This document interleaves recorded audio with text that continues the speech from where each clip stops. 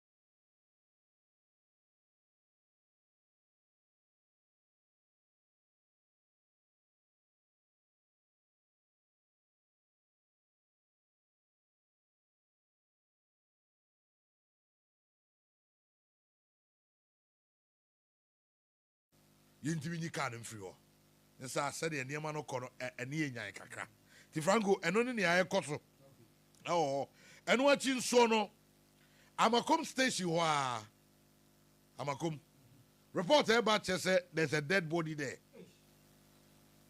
obi da hɔ or a lifeless nti as to the tone what there says see am tie there mean to me nka that is the report that we are receiving says udru Amakom traffic lights on Amakom station on one. They say there's a dead body there. Yes, say no so. Those in charge say mumwai na afi yehu kwanya between a day afaso.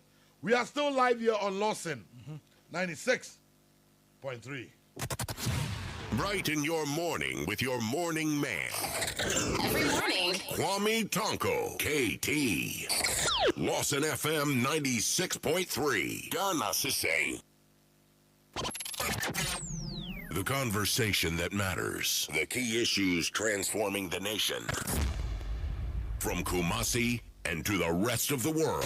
This is what we do. Ghana Sise. Ghana Sise. On 96.3. Lawson FM. With Kwame Tanko. Ghana Sise. Yeti Ewa Lawson FM. Kumasi.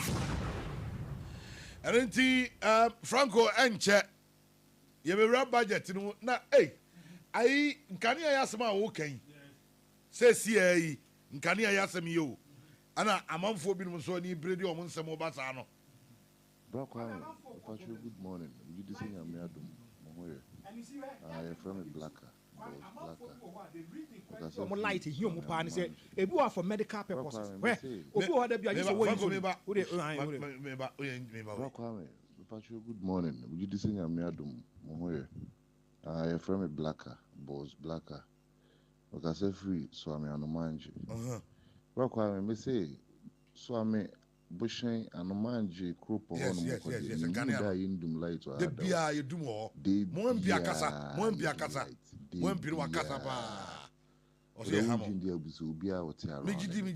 Every day you do light. Mate. Say, okay, Mami Jobi so also say good morning.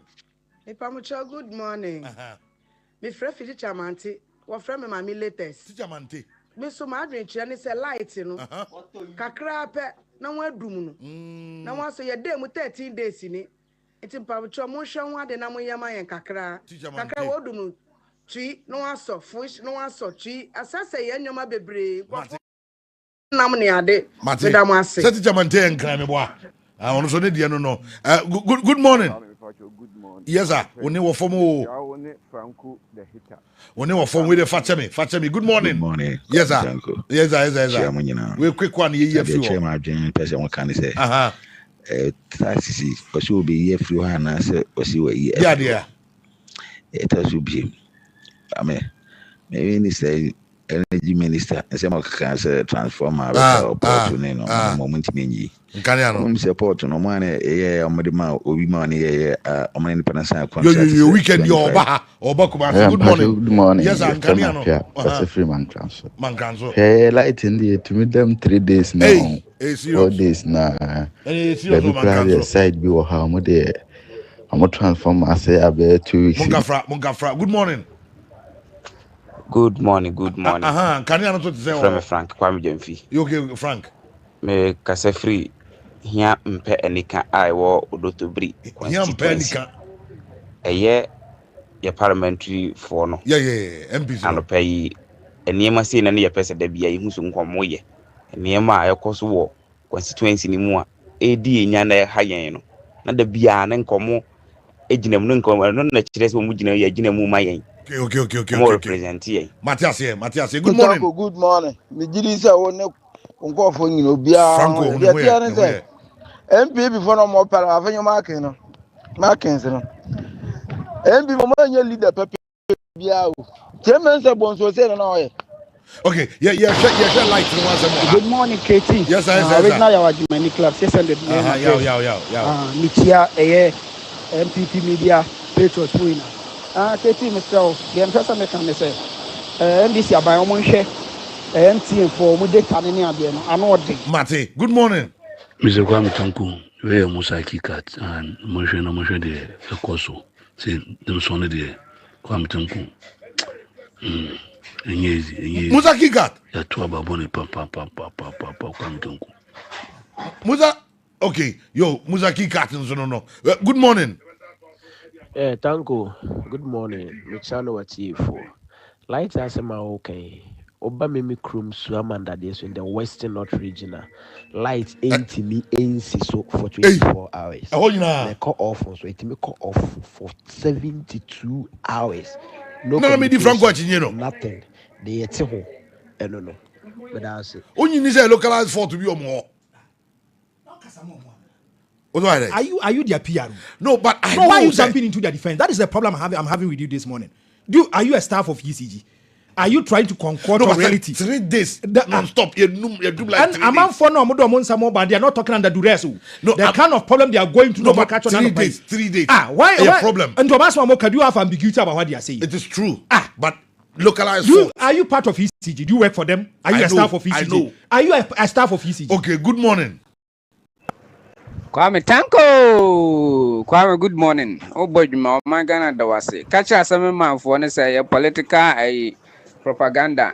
Yeah, they damo. Me baso. Assembly members come over GSA. Kwame, mpacho ana pe catch us antiko for say omo hwe omo ye. Na omo chechire epo free suru ho dia beto omo na ase we Kumase. Medase yo Alaji, good morning. Yes sir. Alaji Tanko, good morning. Yeah. Friend Samuel me ka se free me taxi. Aban bi ba no wa mo assembly man bi a member kora na in budget. Yes. So also be check no. So bi a benya 2 city kora omope. Medase medase. Kwame, good morning. Morning. Money adwuma pa mo ya de boa o. Say finance minister de oman no budget abako ma bosika de be hwe oman no wa afie. Well, masa bacho kakra mpesa meka ina say omoma yani na ho mate me da say afemu ma mi ra budget no mu na yemfam free ni say 2025 highlights no there are certain acts in the budget abai no say opese your review na for example let me talk about acts 10 of the act that the government want to review. Petroleum Revenue Management Act, that is Act 815, 2011. Abayno chese sa act no so review. Ghana Infrastructure Investment Fund Act, 2014, Act 877, also episode review. Minerals Income Investment Fund Act, 2018, that's Act 978. Episode review. Energy Sector Levies Act 2015 Act 899. Ghana Cocoa Board Act 1984 PNDC Law 81 and 8 Amendment episode review. Earmark Funds Capping and Realignment Act 2017 Act 947 also episode review. Then Public Procurement Authority Act 2003 Act 663 as amended with Act 914, also be review. And AFE, Ghana Education Trust Fund, Get Fund Act 2000, Act 581, and also Abinesi Obe review that act, and a Fiscal Responsibility Act 2018, Act 982, and also Abinesi Obe review that act. And lastly, Revenue Administration Act 2016, Act 915, and also Abinesi say, Obe review that act, and also I want some a womb and no. Na yenshe allocations a wodwo sisi America say allocations a wodwo and also akoso various ministries near there sisi mpenimfo finance minister call parliament or call allocate mamma that allocation now for free one more budget 2025 highlights allocations to some selected sectors saying that here or say our culture agriculture enya 3 billion 193 million 186,000 524 cities. And no allocation a call to agric. Franko, take note because I'm about whether 3 billion to agriculture. Now they are compare Madam Fuyamame. Near say, are we serious about our agriculture? Going forward, we'll be comparing it to previous budgets. I would have so agriculture. Now then we move to health. On health, and so allocation a core health any 20 billion 750 million 236,830 Ghana cedis. And also the 20 billion. Whilst agric area 3 billion, no health area 20 billion. Franko, what else here? Then we move on to education. I am very sure I stand for correction because budget no still perusi ye but for one ministry among who say I say on budget no akosro pa na location dia mo akosro pa no education. That is what I've seen. Education as we speak right now. Enya 37 billion 267 million 373,700 Ghana cedis.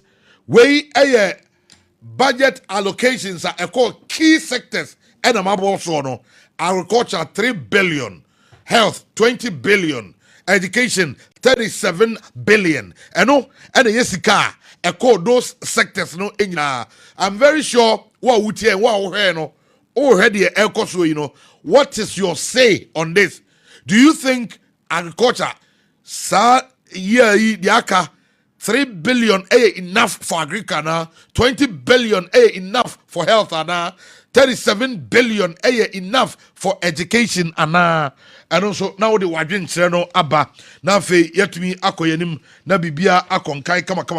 Sankamunya table no credit to home, amia, Nanka me board the akani also, nkakrank, me de pa. There's this graph, your data analyst, adepoku hojuma. And no indicate which education and LED. Then it comes to health, it comes to interior, over baby to say roads, office of the president, and so movie. So that graph me breaking that down at the mouth. Say that here, education was owner that 37 billion no. Over baby to say health over 20 billion and afe so no interior ekra 12 billion baby to say roads 5 billion baby to say office of the president 4 billion baby to say agriculture 3 billion obi say why should the office of the president seek a better also three agriculture? Well, I know that screen. So thank you very much. May I say some more project here also Eddie Amami and into roads, agriculture 3 billion, and then energy 2 billion. Energy 2 billion. Ghana said it for the energy because per the report that we had, energy baby at this crisis because that was what was reported to us. So 60 billion. So when you allocated 2 billion at the choir, okay, we'll go into that. Office of the President 4 billion, local government 4 billion, lands 2 billion, gender 3 billion. Oh, really? Works and housing 1 billion, and then communication 1 billion. These are some of the a year a call into the agencies, no, and also emunsam kakra allocations, no, and a mabobo biso ediache wono. Franko, the voice of the morning. Adia ba ko afa mpese ye assembly members no so de no. Yes. Na ye breaking it down emfama ye tie for. Say na etie. Aban say, let me quote the me paraphrase the finance minister. Okay. Say no kano or say that's 219 hono. or the Mr. Speaker, we have also allocated 100 million Ghana cedis. Okay. I think Pesa Kaminya we ni na ye nam timi ade etu edwa na nka ekọ yanim kama. But say them di kan no so no mame mfa enam say TV na back amakom station one more, there's a dead body over there. Reporter in say kan say amakom udruwa there's a dead body ewa amakom na afi so no Bremen New York Junction car bia break it down ho car bia break it down car be break it down ho na amasisi ameka say cars and cars ma ewo Bremen New York Junction ho. Okay, so offer say na finance minister Kano, Mr. Speaker, an amount of 100 million Ghana cedis has been allocated for the payment of monthly allowance to all assembly members. An amount of 100 million Ghana cedis and abai we allocate say yemfa enya allowance because that was the word he used. Yes. Or say monthly allowance and you pay allowance. Oh, okay. Allowance chargeable allowance and you wedi omoja muntua tax allowance salary dia mo be tua salary income tax. Do you get it? It's an allowance. But allowance there, yes. Let me say allowance there. Una na anu wani abiriti ha eto de ye eto ni titiro kura no akese no se wa watwa ni ti ade ye wa watwa ni ti ade ye eto de ye o wa watwa ni ti ade ye tua kese wa watwa ni ti ade ye man no obetua woto de ye me che betua da bi se na wo kai de na nka pese o ka se ena nka wo ka management no nka mo nsesa wo de no no nka say allowance na mo nya na allowance ma just for you to pay tax. Hey, Kwame Tanko. Kwame Tanko. Me ba. What ya? Na da bia so ya nwu man yim pusi o man yim kwa ni. Nipa man for do pe wasema wo kire man. Wo se wo bosu ya ka tia no. ICGC. Ai. O mi jiri so asofofo o hwe. Ene wa sori ma o mo hwe. We tia tax here for allowance. We da say still have tia from for the past 25 30 years. My age na but tia sad ya babisi enne be income tax there. And there because you see edu baby a wo be hia e dia ye onema hodo bebre. Enti ho hia. Enti 100 million na aban no wa allocate e dia ma assembly members. I wo Ghana nyina Franko Kwame Yato Yabu Ebehe say, okay, how many assembly members do we have in Ghana? And you said, thank you very much for projecting that for me. You were 6,272 assembly members across the country. Yes. 6,272 elected assembly members. Men government appointees or more. Ya appointee or maybe about no nipa be do no, only appointees. But I am talking about elected assembly members. Total number of elected assembly members is 6,272. Omni ato omo so aba eyi omo omanya fa na ba bia. Duly elected. Okay. Na eno na ye wie no. You hear says sika na 100 million there. And yes only past 6,272 you know. One more koche 100 million no yearly. Afibia obi abenya say. And it na make say yes na tie dia. And ya ban no nka wo fa ma afiafie. Wo fa mom. Beginning of the year na ka bom na kam de abi kakra. And say Afibia out of the 6,272 elected assembly members no. Afibia Obi allowance 15,944. Titiskanwa 150 million. Almost 160 million. And yes, someone say, okay, so San Obi Ajina Fidia. And you divided by 12. Near say monthly assembly member Biano Bosumi Swan based on Atoforsen and John Dramani Mama budgeter. Omode bre nanu you know assembly member biano ubenya say you breaking it down on ye behu say assembly member biano you entitled to 1,300 329 Ghana cedis every month allowance. Oh, fine. We assembly member. Bosumi no so ya allowance of 1,329 ya the amount. Next day me contest be 1,329 Indiana. Say start from somewhere. 1,329. It start from somewhere. Bosumi be so no aboka kora chenza. And I will be out to so amount phone says so people bring out their problems to you. It's right. Oh, yeah, Kwame, yeah. It's a good start. It's a good start because Abba is saying no. So be so about next election a campaign message. Maybe assembly members be able to allowance of 2,000. Okay, no economy. Memo allowance of 1,500. No economy. Now fe economy. No economy. And when so you idea about when you're breaking it down and then put it back. Idea mama on until assembly members are more no. Ebi amike kra no yire na ehwe.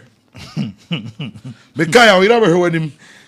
15,000 a year o afi 12 months. And I don't know omo fam bomu mo omo. Dabi. Eti bosumi bia we gojina wura ko say esi etua kane ade 1,329. Anu obeje.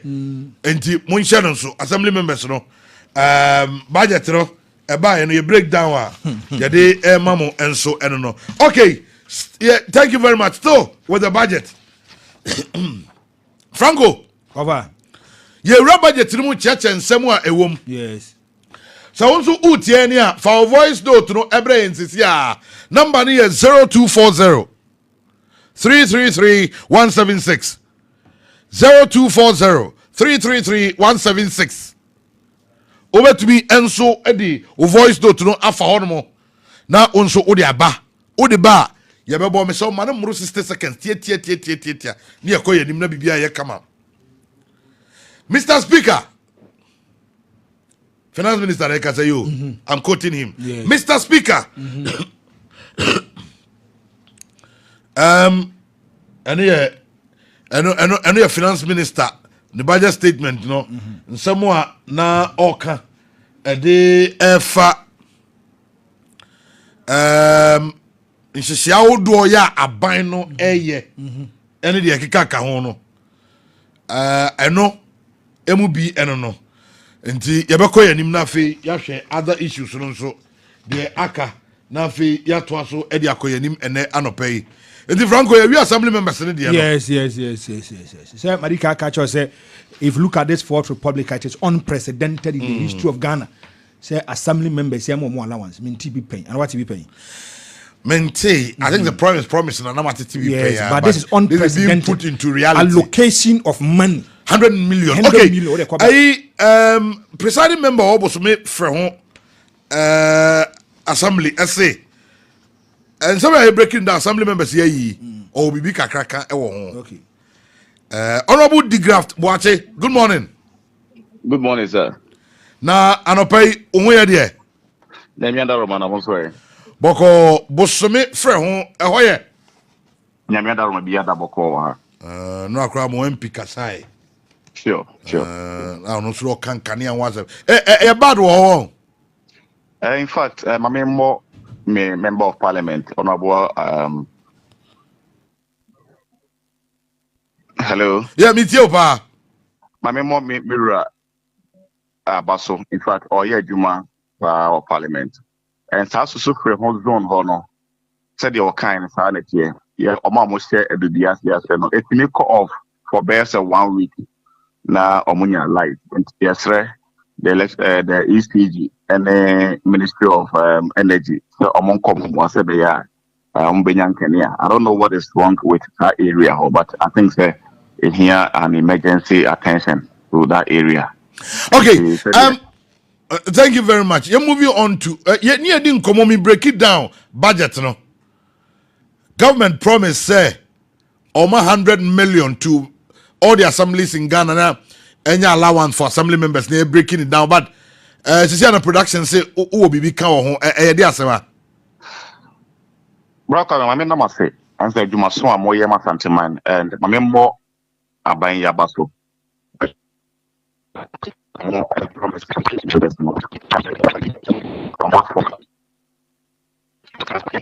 The basic say on it's not that enough. But honorable the graft. If I talk to me, I feel them we first and then just see there. Sure. Now me that must be it's not something must come to mind. You listen. Now when you know I buy, when you know the manual to me, and I'm not in the bush or say yes. Until you don't say, say, and then my penny, my home here say assembly members over maybe you can be a support to do my year. But I can't say now, I say, for the more calculating, come on.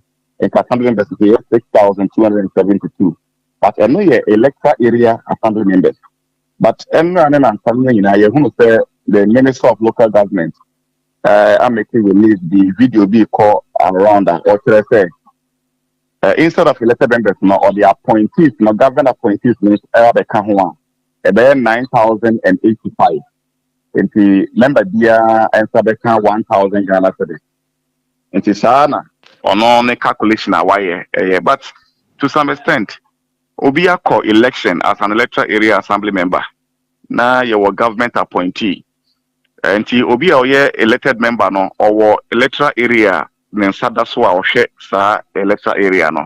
Now Obia government appointee na only that sole responsibility no. And I say we need to attach with the people. No mean na ebabeji allowance per year. To some extent, ye share one intimi enko ye my inti say minister na betumi have a second look at it ebetumi aboye. Now the circular that is going round Amon Sakabi, you're telling me for the first time in Sankabi, Monamo Assembly ho, among who be no chrese, ye the government appointees count. Exactly. There's a video na a minister no at one of the studios. Our cancer calculations no say government appointees na be count 9,085. Into a basadia or constitute categorically say a basadia each member will have 1,000 Ghana cedis for the start. Our government appointees no electoral areas no way. That is the issue that we so are. So 1,000 no accountable to who? Exactly is the issue we are the tonsuo grama wine anum. The to football jersey na my electoral area ben. The year day. No. Because these are monies that assembly members no jia. It will definitely go back to the electoral area. Perfectly. Inti fine yeah nka say bia so omunya yenyama wa as a government appointee or assembly member that we accept and manage utum sir. But then our responsibility to the people no quiet and quick to say the we elected member now representing Crofono. Because if you hold a said they been our boy, who told Jesse Akoma, we say the Akoma man for no. But appointed there, all represent the government, no. We should have a second minister should have a second look at the calculations are why no. Yeah, but about so almost consistently so me calculation no elected members. Because elected members the minimum say call campaign. Omo eko fie mu nanti ye obedu ba bi mrantie te ba bi kura to dame ne ya okọ omo nchen na ne to nsuo kakrama onto Lawson dire man ibi ne anwumre ye ntwitwa ni nyina we spending kakran ne ade na se wawie na nka boso bibia wunya these amount at least it's about tie nyina we are applauding government say a good start now you sign the elected member appointed members. Okay, well, I'm very happy, sir. What draw attention to that? We'll work on that. I also furnish you with a video now, Minister. No, yes, no. Okay. Na the air can after say wako election I you know. 4 years ago when you na a car bono and yebete. Until na yes, says allowance we never bano. Until so much here, yes, we are bomb basso. So mabasa because se bibi se wo ha any bit make chance crack april to mu bibi any what they want mean say open to mu watchina nti yesre minister na say o have a second look at it na mo yina. Thank you very much. The government appointees also come from electoral areas, but adebakwa as I say PM I stand for correction the minimum no that is what I know and it's say to aba no wie Now you who the caliber of nipa aba assemblies, no elected members na aba no a. Now you share short for me ka say kra no ebia health assembly members na buy no omo knowledge yen or health ebia education ebia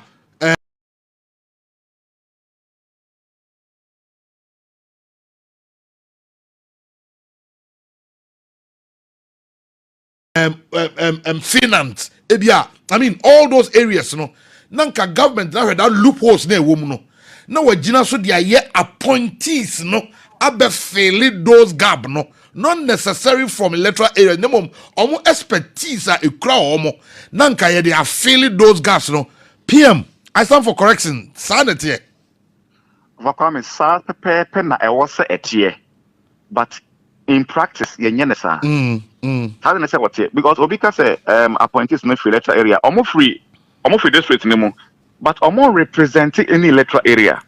Of course, government not appointees. Omo not accountable to anybody. To omo accountable to the government. The government, yes, let's say so. Exactly. Into no, my main kind of say steady work and travel pen senka way. Senka ya to abana wi no ne ehunu say okay, ye hia him for best 2 abeka. Say the be ye bylaws bia cover him for nsem ne ade a na omo so the omo expertise knowledge dey about. Ye be here be lawyers. Exactly. But what we see is mostly a purely party activist. So we a party macro ne say kuta that expertise now. No problem. But doesn't happen. This time around, Mampeni and I say NDC government appointees the structure now the buy, it didn't even take into consideration PWDs. Before, now you say you be PWD bar people with disability be now representing disabilities now more the entire, but this time around, disability appropriation via a womb. In the NMA say our local government also for government appointees there, they don't represent. Now make us say once they are appointed, they are members. Maybe they are due to something. I will say a mom be kakra, but same as the elected member there, quite questionable. Okay. Somebody is also giving me another information. My very good friend Kwame Isaac in Techiman. I sent me a message say, a tax chargeable one. Are you going to pay taxes on the allowance? Allowances are taxable. See, they are taxable. They are taxable. Wow. So you pay tax on them. Oh wow. Except for which government Ibeka say on the time media was scrapping off the taxes on allowances. And yes, they are going to be taxed. No, your allowances, they are taxable. I'm taxing. Wow. So definitely all the allowances that we are receiving are going to be taxed. Unless perhaps government say the money into or you tax free so I see. 2,000 no na jimo tax. Yeah, tax 10%. 10% of 1,100 Ghana mewa. To 900. No,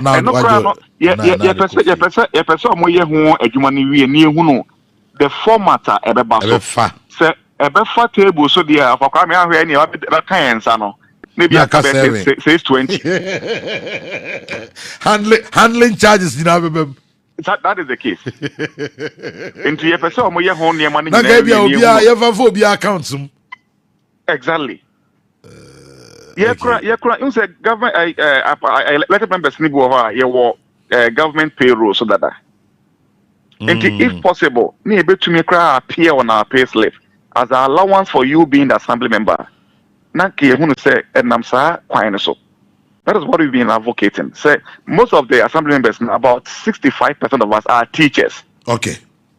Indeed, these are all allowances. Betimi AJ, I buy a payroll. So, so they can be given a payroll. I hear. They can be given a start. If I'm saying, if I see by it has a pay slip, pay slip exactly. Okay. It should appear on our pay slip. So that everyone say allowances way appear on our pay slip. Right. As you being an honorable member. And yes, I say every national emedru ye ho I don't know, say from Mumu, say that means no quiet. I pray to say we say so. Young Kotiaries, 4 months in here in Triaka, assembly members up in arm against government over delayed allowance. Headline background, Gather there, anything is possible.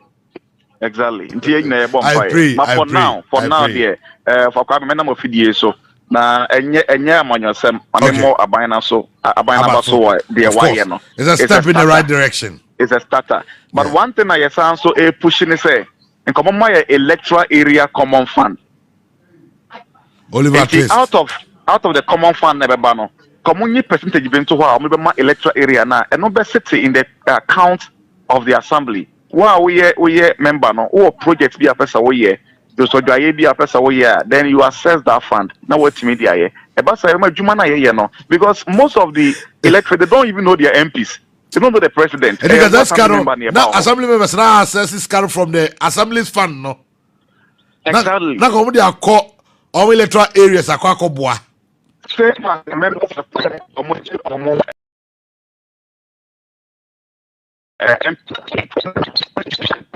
Assembly members over say you hear increment, what increment you are. Even the minister no can say the 1,000 Ghana cedis no cross say also for the start. So it is subject to increment. And to be a Juma say inflation near the echo of Kwame say a quarter 1 year there.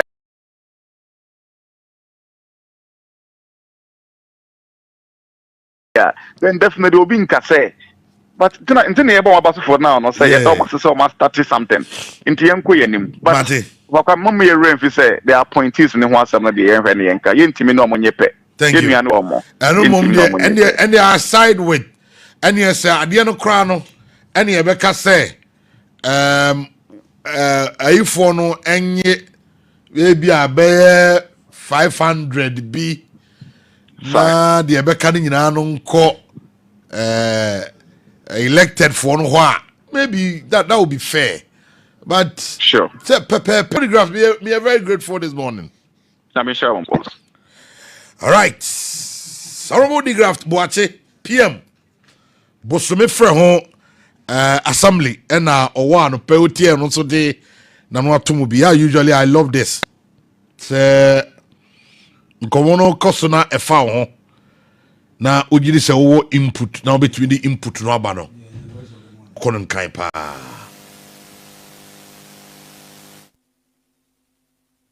and also yes Nyakwan was I've checked and it is true. Nyakwan kwakra na de by one Theophilus and so as a name message Theophilus your boss Getty please check allowances are taxable and now Mr. any the Okasa he said graft won't he Kwame many messages for also from unit committee for almost said they are also duly elected.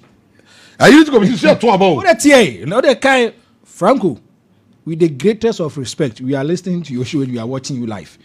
Tell you and your brother Kwame Tanko we are unit committee people, we are duly elected, so does this cover us and cover almost for now. Now I think it starts from somewhere. And we would have to also rope in the unit committee members. No, and it's a good point. No, so we're making any good demand because assembly for start here finally. What I say? A buy we ababejiatum. And no reporter. Sisi America say abeto menim ewa and so no. Okay, Franco, me we are no. Menenam budget mu enra na joa. Ana me chance upon something. Our budget to force and the buy, you know. Yes. And yeah, just say bit Yabania share the cost one. Let's come and share this one together too. So for budget, you know, Ghana Labor Export Program. Coach, Mr. Speaker, beginning this year, we will formalize the export of Ghanaian labor to other countries. This will ensure a structured and beneficial system for Ghanaian workers seeking employment abroad and create safer legal pathways for them to work in foreign countries whilst prevent worker exploitation, and maximize the economic benefit of remittances and boost foreign exchange earning. And no, Assemba Kwa, Finance Minister Atoforsen, Honorable Edituja, Franko de Mekaye, the all can say, begin this year, that's a fear with me. Abanin share any say.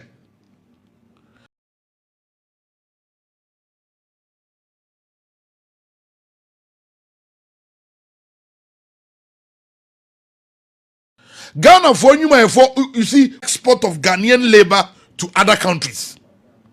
And they say Ghana for on a buy be man tete na ya export workers ebia nurses abai modi me na me examples. Ebia nurses, doctors, teachers, midwives or the other ya mo tete na ya export omo de ko te say de o ha Cuba etmi export Cuban doctors.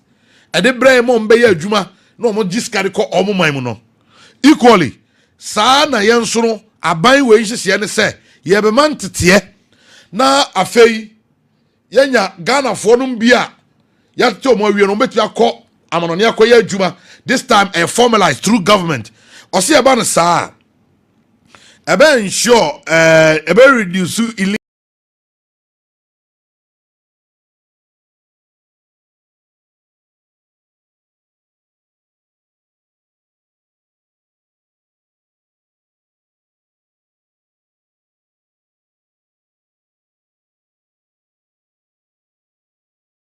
legal migration. Nakono ni na kra betu asa bo am na stable. And then someone abanu mpani for e de atujati enra aban no ye nhihye e wo ho ya obehwe aboa ama bibia so atu akonga ndi Franko Kwame so far budget no ansem ene eguso bobo so ebie no by be out see now you may even a reference point to my friend Cuba. Kwame was say the Organization of American States as a regional or organization founded in 1948 to promote cooperation among its member states in America, focusing on issues like democracy and human rights, security and development. Kwame say, if you look at Cuba, Cuba was part of the Organization of American States, and they expelled them in 1962. I want to tell you a story. Kwame expelled them in 1962. They took their destiny into their own hands. They made sure that there be some way you should have a nice way. Whereby they brought their people to Algeria and the Maghrebian countries to come and learn medicine.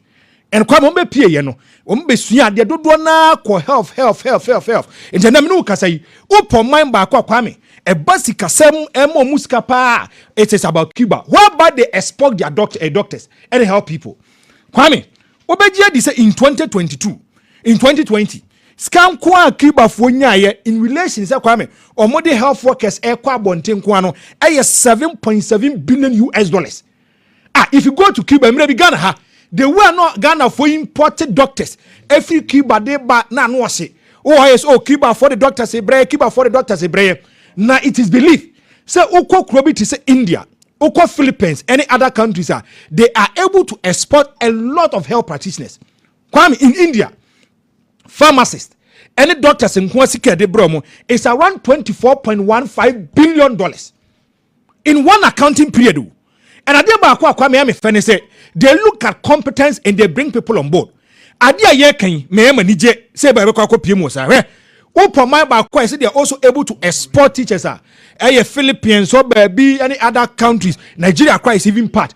When it comes to exportation of teachers Kwame come asemoha. Now in 2018, Cuba for exported almost 50,000 doctors to Europe.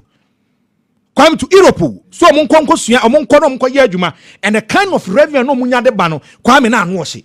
Maybe the American say yadi because we Ghana a lot of Ghanaians to kwa PM amana no kwa PM ka to say bi kwa hebo or kwa say the person me kwa land hospital no ye adwuma e bia penny certificate awonya.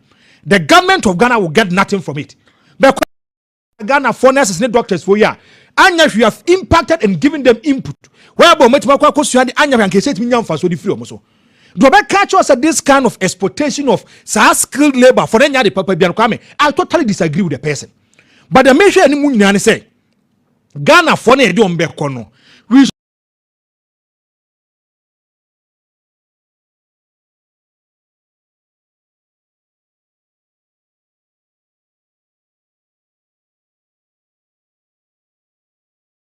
We should not deal with politics. I have a problem, Kwame.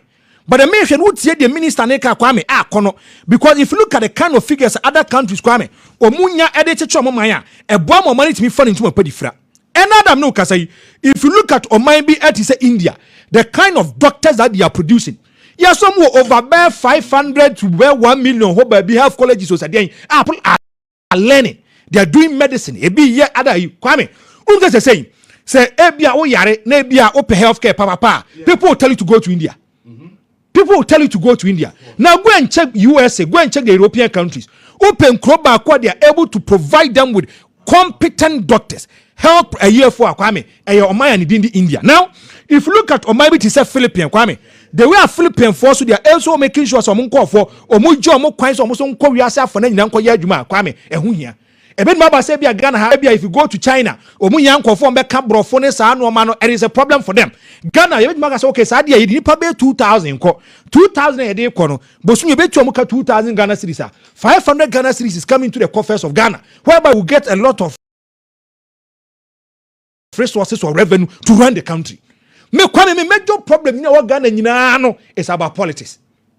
Ebia kwakuya de o abrampa produce o extraordinary o edebe no MPP ni to competence ye free me mfa nenko we ye saying no, we should look at the broader picture, the greater picture na here. And come here ade we ya on ebe boa ye pa because enye se na no pa na wo stand on ka se wa freeze employment wo se nam kroma ananti one day so maka kire say employment say ne dey say dey akeka kwan dey yes one accounting period dey for bia or public sector nya say wo kache ma no pa ya anka me kwa anka me magie you but you have educated and enlightened me this morning e dey be na first be was skilled workers doctors na be akuku bia be 1,000 yes monko and so kwa me yen kan kure omo currency ne mo butcher ye dey no of course the kind of monies they will derive there and the kind of benefits that will have and you see e say bia doors ni windows be bread magana fool. Sir Kwame, young fan is Ebia Kwame Tanko Kwako PM by BT say US of a medical doctor, Ebia a nurse be Ebia when it comes to Ebia beauty, and then also you're expert at your own level. You don't Kwako PM ho, who your due diligence ye, Jumani ye money ya corner. Anytime a year problem about ye Jumabiano, you let's go to Ghana. Okay. Let's go and bring this kind of people. And Kwame dear. Me no mo ya again if you look at other countries the way omoji this Kenya study free moi. Mate. Mestre minister no. Ya me attention ko Kwame. Enje bia me ko yuji mata ko din komo kakra. Edia free a honomo aba still amam for kaba kum yerubi me ba Bra Kwame, good morning. Because after Dencha West, I am free. Ye can ya hun some day and yet na ye quite don't quite try am free, ye quite soon yet. See mon can't na buy no or may ye my Martin, good morning. Me Bamucho, good morning. Bamucho me honorable unit com teacher ma Sakumono.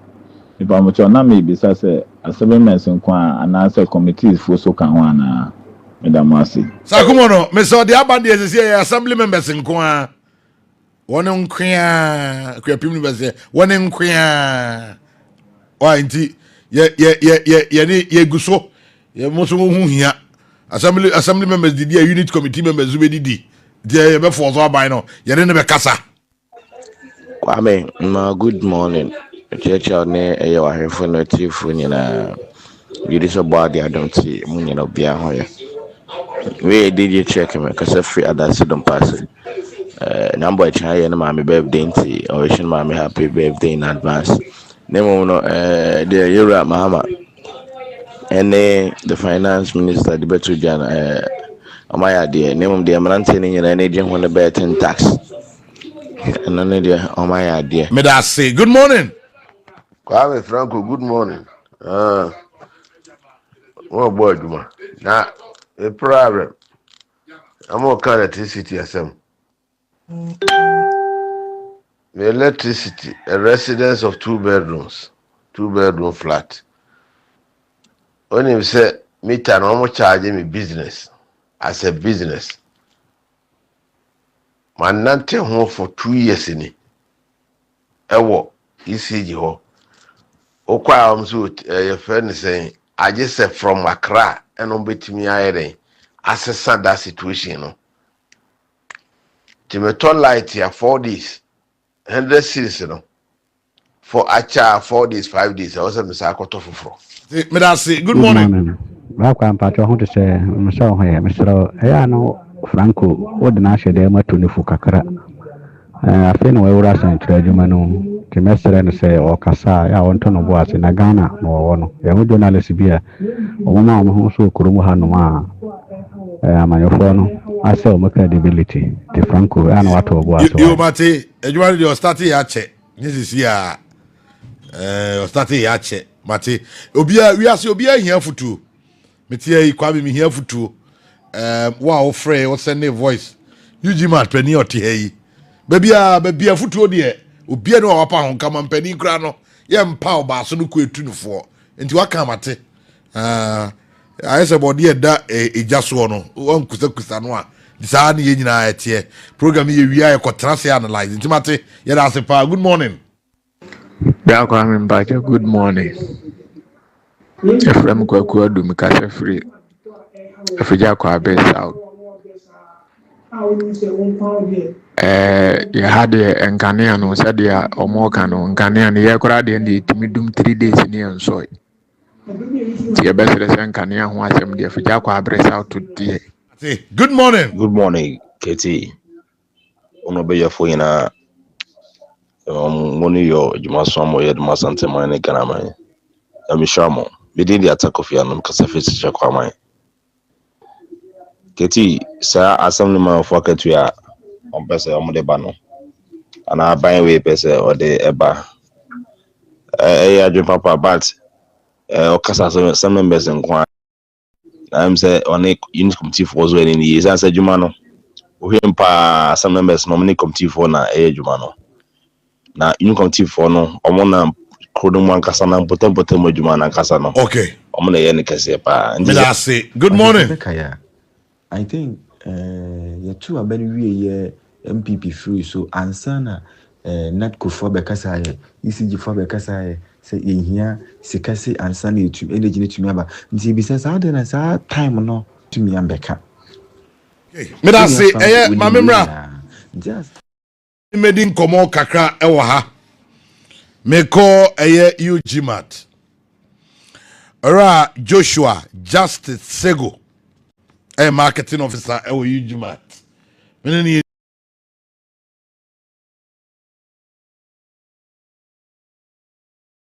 two control be idea over to no one for UGMAT. So how Sego Akwabe. Yeah. Now, where? Radio Moko. BBI fine. Radio BBI. Fantastic. Akwentu pese wutu kwan koye adwuma, wo pese wutu kwan ekos. Wo pe enkrata de aka won krata ho etu kwan. Eugene Matse Branasie ye na obeboa ama. Obi bia akwadwojo. Enti sede Ghana fofida ye kan ye no yegusoa roll out that special offer. Ye nimpanifo edi nkomo se Ghana manti yegusoa roll that offer no. Uye student where you SS or 5 A's or better. Over 5 A's or better. You might say or free admission. Free admission. 5 A's or better. When I know this and community. Oh yeah, our for now about 5 A's or better. None any swadi who ni say opese utu kwan ko amanoni kusua dia. Freying Brian offices na yendi enkomo oba for a copy of results no. Ebra 5 A's or better. And as a wabofranin so trust sat, none score no 1,003 and above. Mano admission and a partial scholarship. Inti fraying UGMAT fraying and I say Brian offices na yentu sa anamono. Inti numbers are odebe fraying 055 3944 608 055 3944 608 and I say 050 972 5633 050 972 5633 saa numbers we ofrɛ yɛn a wobɛnya yɛn sɛ wɔ abɔfra wɔ 5 years or better anaasɛ watwerɛ sat ɛnya a score of 1,003 and above ɔba UG mata yɛma no free admission and a partial scholarship. Yen offices wo Kumasi ubɛhu yɛ not Suntreso yani bugis abro sign no ɛna ɛbɛn ho pɛɛ ufiri bɛkwa run about it ba wobɛtumi aka kyɛ mate ni sɛ onsi wɔ South Junction wɔ boa sen so yɛwɔ Yak Towers last floor yani GN Bank ɛna edi ɛnumuhwɛ na yɛgusua yɛ announce sɛ yɛn unskilled work office no ɛda so ɛwɔ hɔ yɛn unskilled work office ɛwɔ kuro bi te sɛ Poland, Serbia, Croatia, Hungary, Bulgaria ne Romania. Unskilled work office no ɛda so ɛwɔ hɔ a sɛ w'ani gye ho sɛ wopɛ sɛ utu kwan kɔ ama no ne ɛkɔ akɔyɛ adwuma a frɛ Eugene Mat frɛ yɛn any of the lines anaasɛ bra yɛn any of the offices na yɛ ndi nkɔmmɔ ɛna currently offer aba ɛyɛ UK unskilled worker visa a ɛyɛ agric related enti sɛ mwani jikuya yoho na upese utu kwan ko UK koye adwuma eye seasonal enti se season ni twema akese ye twen the next season se upese ukoye fruit picking anything related to poultry and anything agric Freyujima travel and consult na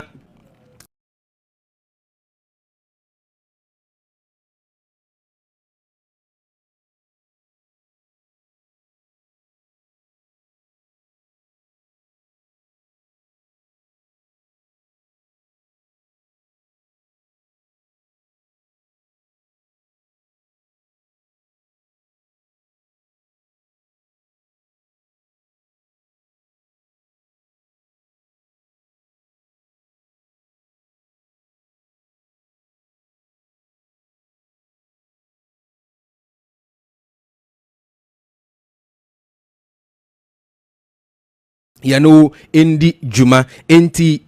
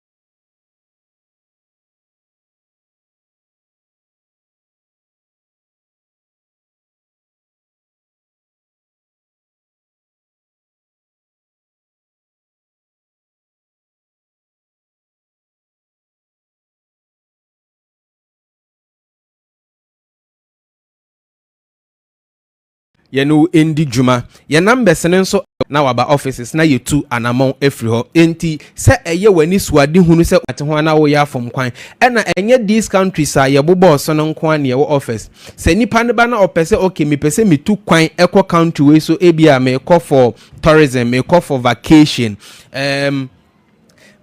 whatever nipa no pese okoye bia oba Yujima travel and consulta ye beboa no ama no edijuma na de ne se ye charges e wo form kra enya de a me agisika kakra ke bia ana so se obi wo ha na ye na adwen se oba bebisa ho nsem no ebie siketu bi wom de bia ye ka se ye consultation services nyina e free enti to anamona bra Yujima travel and consult se utu anamona oba Yujima travel and consult de eye wani suade hunu ana eye woda ye so no empanifuo behwe na etumi abem ama na wonso utu kwan na ukokodu a uye adwuma no watimi nso asan aba abehwefie enti Yujima travel and consult Brian offices from Mondays to Fridays 8 a.m. to 5 p.m.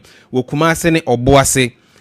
Kumasi ya not suntreso ufri bekwai runabout e ba ubetimi aka chemate in the onsi wo South Junction wo Obuasi yewo Yak Towers last floor yani GN Bank no ene opposite ufri Sofolai enso e ba ubetimi aka chemate ni se onsi wo St. Leo School Junction osi wo hona ofre any of our numbers yebefa na yeshia de wo aba office enti anope se included accommodation ka ho wo flight ticket ka ho enti se bibia wia enya fi na wo san akopɛ sika e de akwa akotwa wo ticket bibia eye package a bibia ka ho dada enti se obetu kwan anope ya eye Ujimat Travel and Consult and American formal anope se brane ni ndi nwuma na woda ye so se opese wutu kwan ekoye adwuma opese utu kwan na wukosua ade ana utu kwan konsara hwe no Ujimat Travel and Consult bra na bibia be ko jojo sede da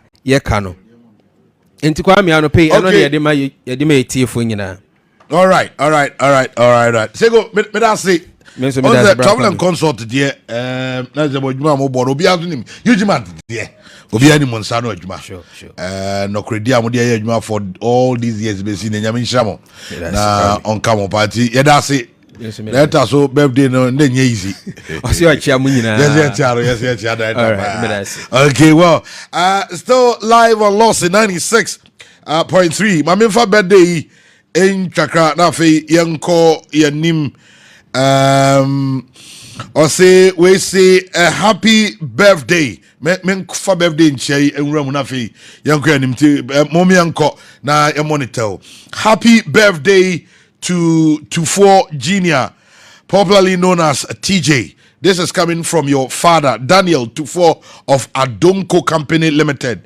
And into TJ, Opa say na anope menwe show happy birthday na nyina be penimpa opa pa no sikasem de o ye bi pa di ozoro yana bra be sikasem bi na aya wa ba me tipo for say sikasem de abo. And then we move on. Happy birthday to the former mayor of Kumasi, Mr. Samuel Pine. Mr. Pine, happy birthday say nyami shao. Mori edia mi shedante wonka nyamenya okese na onyumfra dumu enkwa dumu as you're celebrating your birthday today onyankopon no a omananim enhyen ewo so de waka fa hono emrem.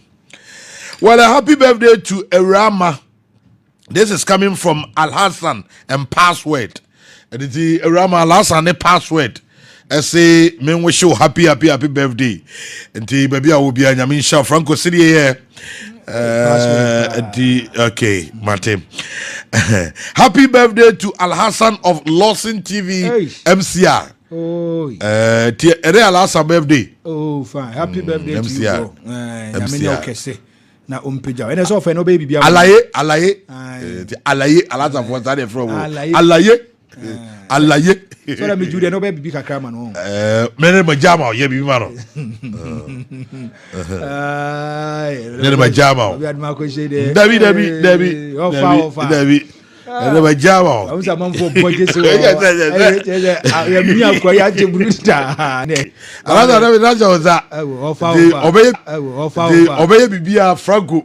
Enra soso de eko jira jabia na this week. Nyema koyi abaro. This week. Ala papa na no osunyane abrampa boss no. Baba. Na yako. Okay, you moving on. Yanko yanim. Happy birthday to my lovely senior brother Nana Frank Opoku DJ Kiss inside Kintampo. Oh, fine. This is from Mr. Franco's Remedial College CEO. And also anyway yaba. Anything. Happy birthday to you, bro. Nyami shao. Onyo kese pa Kintampo. Ya beba o but. Ya wa Kintampo ko ya tebu buko. Ya wa sunyane ne doma nyina ko. Ya sanso wa sampa ko. Enti munche yeba pa di ya di show no brem wo ho Kintampo show no ya di brem wo ho na Frank Abuaje Jackson your online editor So unim se ne papa da form. Aye. And inti nyame ya domo a on SDA inti Sunday 23rd March. And yekoja yen online editor. Oh. Ne papa staff sergeant retired Robert Ajiman and that for me. Inti mo nyina yen kambom ni yekoja Abwaje Frank Jackson. Na kwaseda ebei yemfa yeni enkyre ora taboafo ne fie na chi ho nyankyre ni ase ewo kumase ya na yenkata ne papa echi na nyefe yen online editor eno no nti ebekwa akogya no ebekwa akogya no me yonko ba akoso ye frɛ no Manabel of Manabel fast food Manabel so ne papa da form nti nyame ya domo a ye ko nsem kakra ya ewum enso eno ye on the 16th of March 16th of March inti Manabel ye ba be jaw na bibia ay fine kama Abra madam for biso ko start times on a manager Asha from down ho on se ne maame na akua free nyame adom a offenso na mo 27th of March inti ye be ko no so ya kwa no okay Mate me da say enti Franko meba ebedi nkomo ha but still our voice note no so dey dotso enti yenya break akra bia na yetie ba ko mienu bi nso e de afem. Good morning Kwame Tanko, good morning. Meeting the Prince also a channel. Make us a free as you for Samai. Kwame, license system there. As you for Samai and Patemu at Chumawa be a Jan North. Honorable Frank, your one person also there. Ye can see behind as what ye is you too, is you too. Kwame, say good morning. Good morning. With George, Atuma Boko. Or the answer honor or Mofidi no do Boko or Fide do light no. I only see. To say doom the sa, a doom the sa, Atuma Boko or the doom the sa. Good morning. Good morning, Black Kwame. The light asana and cano. Yamian no kure and they are cost ECG and the beyond has a technical challenges into the young fan says I read technical anyone go back and too much Black Army and so not Jenny into the problem couldn't to meet me here a man input a man can into me also for it be a month and now watching book yeah to debia Black Army I'm already mutinaya you dear when you be may I say good morning Black Army good morning what all day so light as I'm more there and you could teach him the assay light no intimi nyina so just even a day you want me do the 7-8 times until imagine what could one out fridge so omla no na fridge na say so until no bi wo ha la wa na do sika koto light egu isu awu isu eno so honsem se bi ni wa yeto de ne se bi ni wa yeto wa koto ad na obu isu so eno so ba e honsem ebre wunya light wo isu until dia pa na ekoso ye pam so Mate me da say good morning Oyibo Boatini, Rodu Nebehi, Fasa Konya Sunchia MPP Media Patriots members in a Muramedi, budget man for Bosso Hui, Media Munusao, and Yama Bokwane, Coslane, I do make a free 10 cities, I do 11 cities, and a 7 like such as a free 6 cities, I do 7 cities, and then cement a free 18, I go do 100, no 120, and a lot of the free 70, I do 90, and T. Domaka and Yama Koff on the Munusa, Oyibo Boatini. Mate, good morning. Good morning, KT. Me pacho any day me busa some say entry isi before say po ebua isi di po esisi o na ebubuo e wo me kro kitwam ko hwe ya o mo si say o mani le topo ne o isi da be siama e wo me kro kitwam o biem su number 1 edudama e ba ke say busa isi di for say e ti sara Mate good morning. Good morning, KT. It's Yamina, where they are free don't pass your prabo. It's our light in it, dear. A prabo honey, dear, or more higher pan. Mudum papa, every 3 days beyond me a dumna pack and you may be 6. You say be an ajobe 12, 11, 12 or no maso. 10 beyond so be doom biana don't pass over light. 10 beyond be doom biana don't pass over light. Yes, I'm so almost starting the daytime so dear. Any seconds be no mudum or mudum no more so. Say good morning. Good morning. ɛyɛ wa ni alhaji mafiu obi mpa obi pɛ mam de kakwacha incoming MC askori mampon I friend Faisal Dauda no sanchia asafo Jesu aka ho on fama semi fua boss me say me dia de ba ku pa ka me hia aban no ka me ka che no anope pa ne say bet no what we free no hear me ya bet no we free no enkwara no betting this say ko jani ho because enkwara no pay school ko be ko no ha ye ma betting nko nti say ebe man kwara nya opportunities say the you free the side dey bia me ko hear me ya pa say okay ma TV that's good morning Danko ni me do adu nyina hine na Kwame calendar me wo patrapa pokukrum new site wo na me say light of power mo man ha no housing e bo akwa housing they said there is no a single day yenum light wa ha enje be sere energy minister omunya na nsem no mo to kire yen problem ho mo nso obo enye technical problem bia yiskasem ati good morning Tanko good morning FM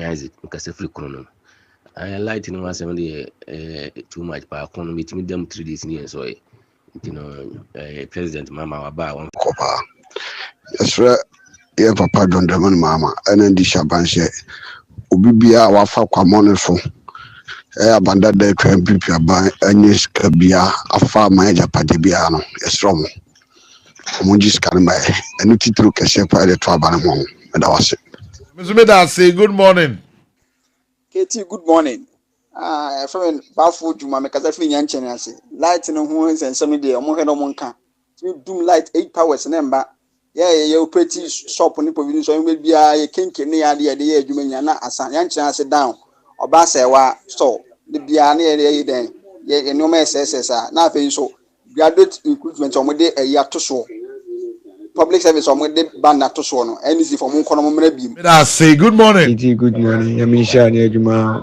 ne Franko mo ye de boa o man Ghana ya de light no you know the 2 days ne say the whole day adum no as one day no you bit me adum ne be 5 times enu mo so kre we no ye nema say ya na say good morning. Good morning, Lawson TV. But I'm church over here. I family live in the shop because I feel I am crying. So far so good. The mama about my name.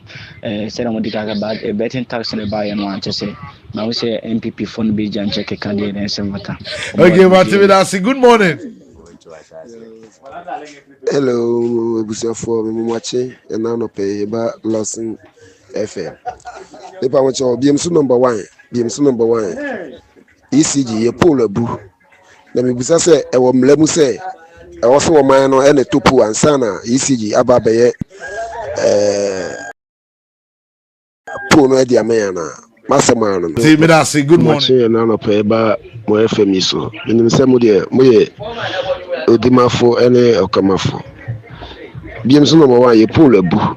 Pa ECG Behaya, almost just say, or man on a tupu, Namigusa say, or Mlemusana, if I'm sure. Good morning. Hello, Kwame Tanko. Good morning. We don't know come and do a kubase. I do now one barbering saloon. Kwame, na meka light na wase me say go kwa you do light every day.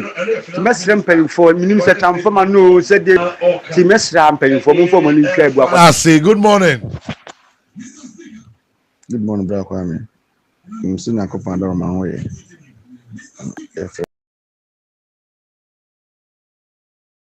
Like I said, free.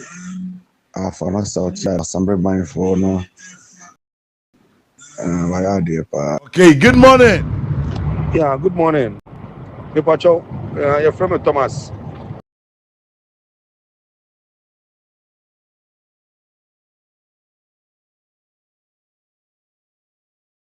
Yes. This is the amount of money they are going to get. Yes. Go back and listen to it again. Good morning. Good morning. Franko.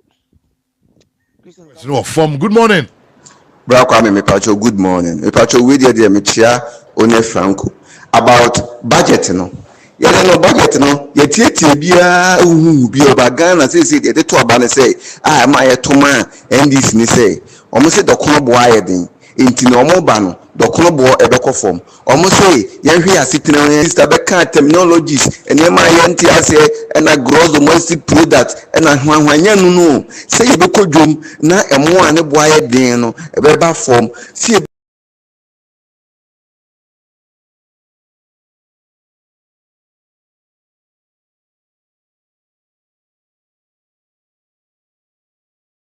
bɛkɔ dwom na nneɛma a ne yɛntumi ntɔ no yɛbɛtumi atɔ sɛ yɛadwuma sɛm bɛkreti employment ama youth a yɛne yɛnni adwumayɛ Ichiama nyinaa mebajo o demo kano very interesting Kasano wo form munyanto bwase cheche nsemu ame Matividasi, good morning. Kwame Tanko ne Franko mechia wone watiefo nyinaa. Mahama is now improving the economy of Ghana. Wo form. Good morning. Hello, good morning. Pacho menso me kase fra sokore mampon. Light na won sam de ya bad pa hanso so modum no na ade ba ko a sisi a etwa yensu mo pa yensu be 1 week ni yenya yensu inteno. Okay, Mati, good morning. Good morning, Mr. Tanko. Good morning. Kwame, good morning. Yes, sir. We need the Kunti Blanks because if you keep and person will be sir, I can say minority for MPs no will be say. Yamfa, I can say a low shadow a yimbrano. Now, and your money almost you be so almost time table. Bumla almost say timetable bi enu nti wa open wo betimi akwadro wo de na waye nti omo so nkwadro mo de good morning achombi gidi se nyankopɔ adom ti mo ho ye yɛfrɛ me Sam Tuga kasa frɛ adwura sɛ kyerɛduma se masɛm nyinaa ne sɛ ɛnkane na youth no yɛne ni Ghana mamu akyi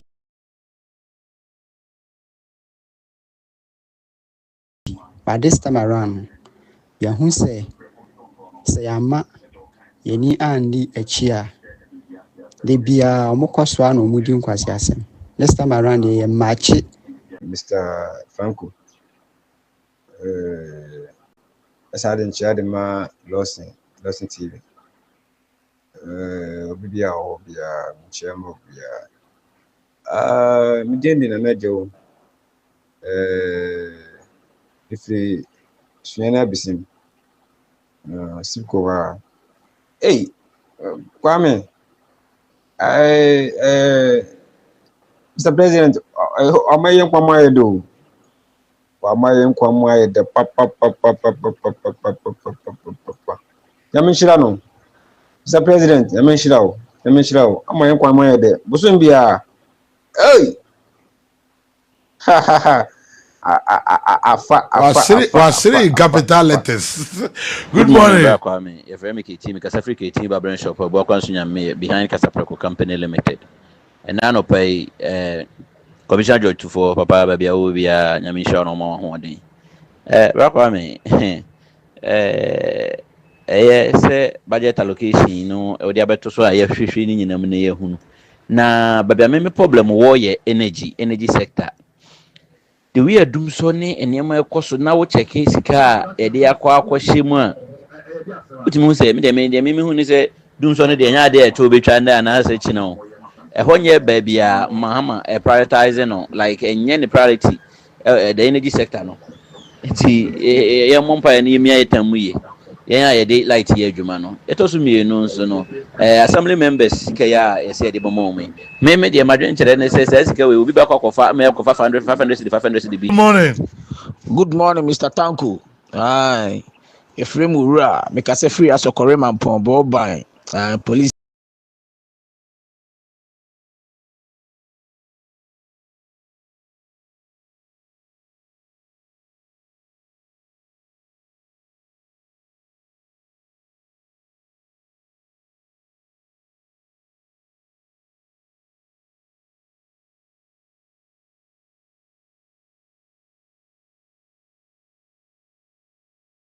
agriculture said the bay and the crew be tumpon. And so, yeah, dear, there will be a disc office of the presidency, care call across the agriculture.